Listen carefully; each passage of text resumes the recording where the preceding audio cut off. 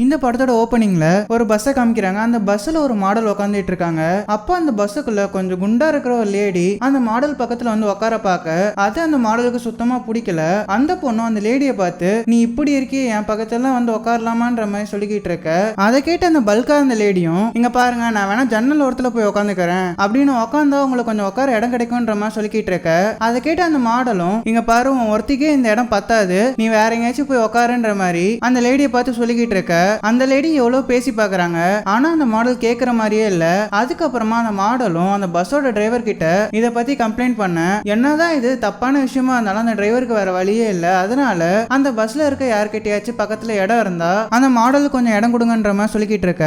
அதை கேட்ட அந்த பஸ்ல இருந்து ஒரு வயசானவரும் என் ஒய்ஃப்காக தான் என் பக்கத்துல இருக்க சீட்டை புக் பண்ணேன் ஆனா அவங்க வரல இந்த சீட்ல வேணா அவங்களே உட்காந்துக்கிட்டோன்ற மாதிரி சொல்லிக்கிட்டு இருக்காரு. அதை கேட்ட அந்த மாடலும் அந்த சீட்ல உட்கார போக அந்த வயசானவர் இங்க பாருமா நான் உன்ன கூப்பிடல நான் அந்த பொண்ணு தான் கூப்பிட்டேன்ற மாதிரி சொல்லிக்கிட்டு இருக்க.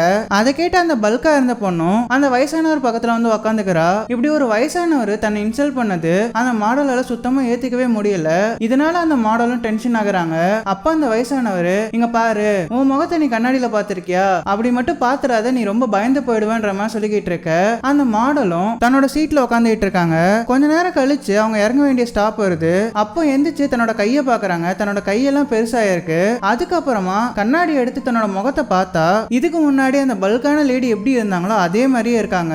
இன்னைக்குதான் இவங்களுக்கு ஒரு முக்கியமான போட்டோ ஷூட் இருக்கும். இந்த உருவத்தோட எப்படி போகுதுன்னு சொல்லிட்டு ரொம்பவே குழப்பத்தில் உட்காந்துட்டு இருக்க.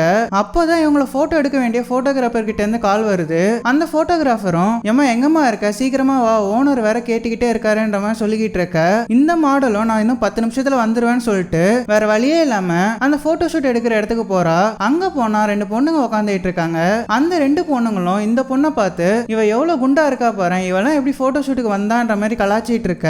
அப்ப இந்த பொண்ணுக்கு ரொம்பவே சங்கடமா இருக்கு. அப்பதான் ஒரு விஷயத்தை யோசிச்சு பாக்குறா. நம்ம அந்த பஸ்ல அந்த பொண்ணை எவ்வளவு கேவலப்படுத்திட்டோம் இதே மாதிரி தானே அந்த பொண்ணுக்கு கஷ்டமா இருந்திருக்கும்ன்ற மாதிரி யோசிச்சுட்டு இருக்கா. இதுக்கப்புறமா அந்த போட்டோகிராஃபரும் அந்த இடத்துக்கு வந்து அந்த பொண்ணை பாக்குறான். அந்த பொண்ணை பார்த்து அவனும் ரொம்பவே ஷாக் ஆகுறான். ஏன்னா போட்டோல அந்த பொண்ணு வேற மாதிரி இருந்திருப்பா. இவனும் வேற மாதிரில அந்த பொண்ணை யோசிச்சு வச்சிருப்பான். அந்த பொண்ணை பார்த்த ஷாக்ல ஐயோ நம்ம ஓனர் நம்மள என்ன பேச போறான்னு தெரியலையேன்ற மாதிரி முழிச்சிட்டு இருக்கான். அப்ப இந்த பொண்ணு இங்க பாருங்க எனக்காக கொஞ்சம் ட்ரை பண்ணுங்க உங்களோட கேமரா ஆங்கிள் மூலமா என்ன கொஞ்சம் ஒல்லியா காட்ட ட்ரை பண்ணுங்க எனக்கு இந்த ஒரு உதவி மட்டும் பண்ணுங்க எனக்கு மாடல் ஆகணும்ன்றதுதான் பெரிய கனவேன்ற மாதிரி சொல்லிக்கிட்டு இருக்காங்க.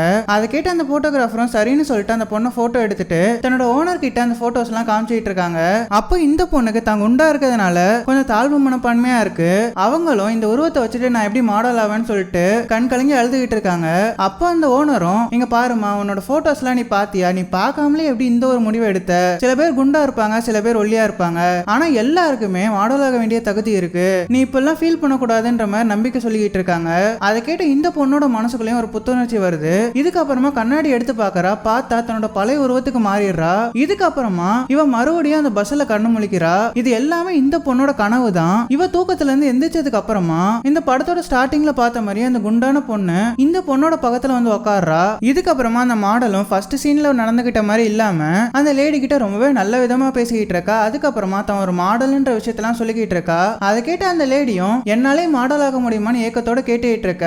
அதை கேட்ட இந்த பொண்ணும் கண்டிப்பா எல்லாராலையுமே முடியும் உடல் அமைப்புலாம் ஒரு விஷயமே கிடையாது அவங்களோட எண்ணம் தான் அதெல்லாம் தீர்மானிக்கும்ன்ற மாதிரி பாசிட்டிவா பேசிட்டு இருக்கா. இப்படி ஒரு நல்ல எண்டிங்கோட இந்த ஷார்ட் பிலிமும் முடியுது. உங்களுக்கு இந்த கதை பிடிச்சிருக்கும்னு நினைக்கிறேன். பிடிச்சிருந்தா மறக்காம லைக் பண்ணிடுங்க. நம்ம சேனலை சப்ஸ்கிரைப் பண்ணலனா சப்ஸ்கிரைப் பண்ணி பக்கத்துல இருக்க பெல் ஐகானை கிளிக் பண்ணி ஆல்ன்ற பட்டனை செட் பண்ணி வச்சுக்கோங்க. அப்பதான் நான் போற ஒவ்வொரு வீடியோஸும் உங்களுக்கு உடனே நோட்டிபிகேஷன் வந்து சேரும். நான் உங்களை ஒரு நல்ல வீடியோல எடுத்து சந்திக்கிறேன். அது வரைக்கும் ஃபன் गाइस.